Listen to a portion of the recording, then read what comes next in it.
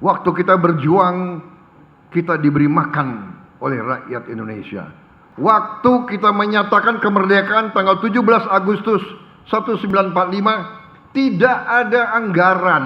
Yang memberi makan kepada tentara, pejuang-pejuang adalah para petani Indonesia. Kita tidak bakal merdeka tanpa jasa para petani kita, saudara-saudara sekalian. Saudara-saudara sekalian, saya masuk tentara tahun 70. Tahun 70. Tahun 70. Tetapi saya merasakan setiap saya latihan di desa-desa Jawa Tengah, Jawa Barat, rakyat keluar dari rumah-rumah yang sederhana, rumah-rumah gedek yang lantainya masih tanah. Mereka keluar dari rumah, mereka memberi minuman teh,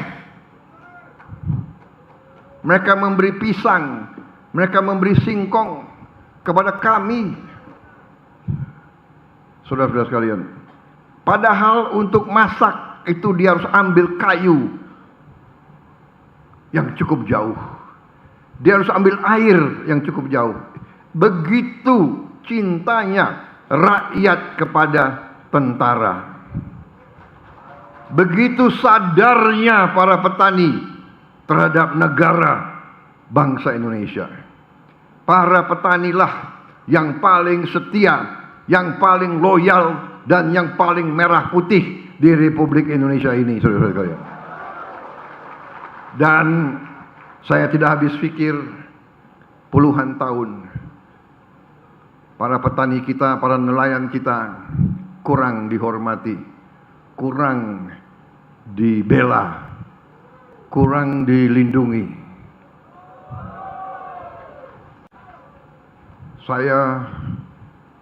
Waktu saya berhenti dari tentara, saya merasa dihormati, saya merasa terhormat.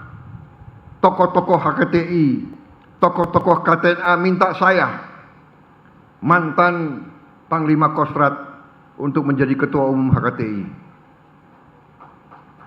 Saudara-saudara sekalian, dan saya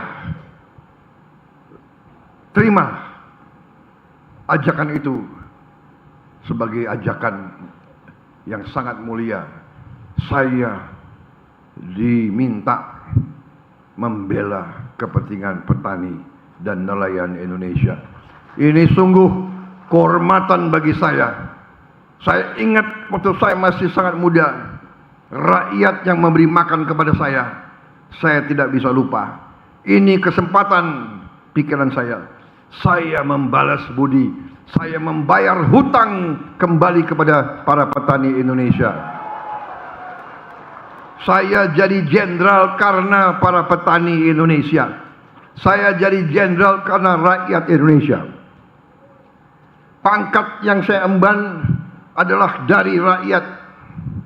Karena itu saya sekarang harus berbakti untuk rakyat. Dan ini adalah kesadaran dari pembantu-pembantu saya semua. Mereka, saudara-saudara sekalian, banyak di antara tokoh-tokoh ini sebenarnya mereka sudah mapan. Tuhan sudah memberi kebaikan dan rezeki kepada mereka. Saudara Amran, pengusaha yang sukses. Beliau jadi menteri adalah pengorbanan. Beliau menteri yang nggak tahu saya, sehari mungkin tidur hanya 3-4 jam. Saya kadang-kadang merasa prihatin, tapi saya dalam hati juga bangga. Saudara Zulkifli Hasan demikian juga, masih mau berjuang, masih mau terjun di politik. Orang-orang yang masuk ke politik ini saya juga merasa aneh juga, saudara masih mau masuk politik. Politik di Indonesia ini pengorbanan. ingin mengabdi, ingin berbuat baik, selalu dikuyu-kuyu, selalu dicari-cari kesalahan dan kejelekannya. Tapi tidak apa-apa. Saya selalu katakan, semakin naik ke puncak, semakin diterpa angin yang kencang. Mereka yang kuat yang akan sampai di atas. Dan saudara-saudara, para pemimpin, para pejabat, para gubernur, bupati, para wali kota, para dirut-dirut BUMN, jangan gentar, jangan ragu-ragu. Para adik-adik saya, menteri-menteri ini semua, jangan. Kehormatan, berjuang untuk rakyat, kehormatan. Kita semua akan dipanggil Yang Maha Kuasa. Itu kepastian, saudara-saudara. Dan selalu saya katakan, kalau gajah meninggal, dia tinggalkan gading. Harimau meninggal, dia tinggalkan belang. Manusia, pada saat kita dipanggil, yang kita tinggalkan hanya nama.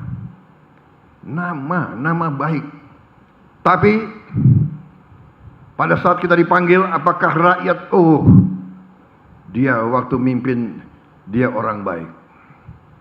Waktu dia mimpin, dia selalu membela rakyat. Waktu dia memimpin, dia selalu membela keadilan. Waktu dia memimpin, dia selalu membela orang yang lemah. Waktu dia pimpin, dia selalu membela orang yang miskin. Waktu dia mimpin, dia selalu tegakkan keadilan. Saya kira keluarga kita semua akan merasa bangga. Daripada nanti kalau dipanggil, oh dia dulu maling, dia dulu koruptor, dia dulu curi uang rakyat, dia memperkaya diri. Jadi saudara-saudara, bersyukurlah kalau kau diberi kepercayaan. Ini kesempatan kita berbakti, kesempatan memberi yang terbaik yang bisa kita berikan. Karena saudara-saudara, kadang-kadang kebenaran dan keadilan hanya bisa datang dengan kepemimpinan yang berani dan jujur. Karena itu, saudara-saudara, hari ini kita telah mencatat suatu kemenangan yang penting. Tidak ada bangsa yang merdeka kalau makan tidak bisa tersedia untuk rakyat. Tidak ada. Tidak mungkin. Tidak mungkin bangsa itu merdeka kalau makan, pangan tergantung bangsa lain. Dan ini sudah dibuktikan. Begitu ada COVID, negara yang punya beras tidak mau jual ke kita. Saya tahu waktu itu. Saya sudah menteri. Saya ngerti benar-benar. Presiden kita waktu itu sampaikan ke saya. Beliau terbang ke sini, terbang ke sana. Nego sama pemimpin-pemimpin negara yang punya beras. Akhirnya karena hubungan baik beliau dengan beberapa tokoh, akhirnya mereka